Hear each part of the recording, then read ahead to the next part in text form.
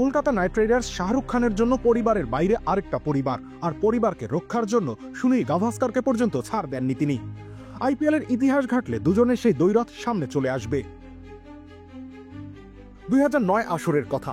কলকাতা তখন মাঠে খাবি খাচ্ছিল। তৎকালীন কোচ জন বুকানন একরকম বাধ্য হয়ে একাধিক অধিনায়ক তত্ত্ব নিয়ে আসেন, অর্থাৎ নির্দিষ্ট অধিনায়কের পরিবর্তে কয়েকজনকে দায়িত্ব দেয়া হয়।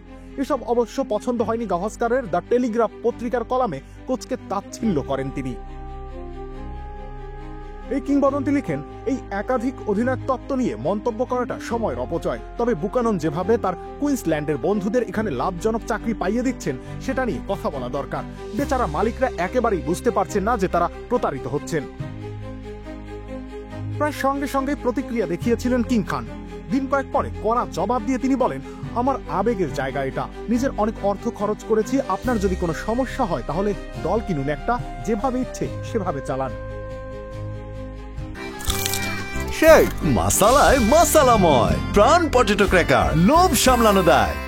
পরে অবশ্যই সুপারস্টার দুঃখ প্রকাশ করেছেন ভারতীয় ক্রিকেট কিংবদন্তির কাছে। তিনি বলেন, ক্রিকেট নিয়ে তিনি যা বলবেন সেটাই। আমি তখন আসলে তাকে ছোট করতে চাইনি, আমি শুধু নতুন কিছু করার স্বাধীনতা চেয়েছিলাম।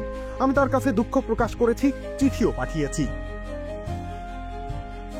সেসব দিন এখন অনেক দূরে। কলকাতা নাইট রাইডার্স শাহরুখকে উপহার দিয়েছে স্বপ্নিল সময়। 3বার শিরোপা জিতেছেন তিনি।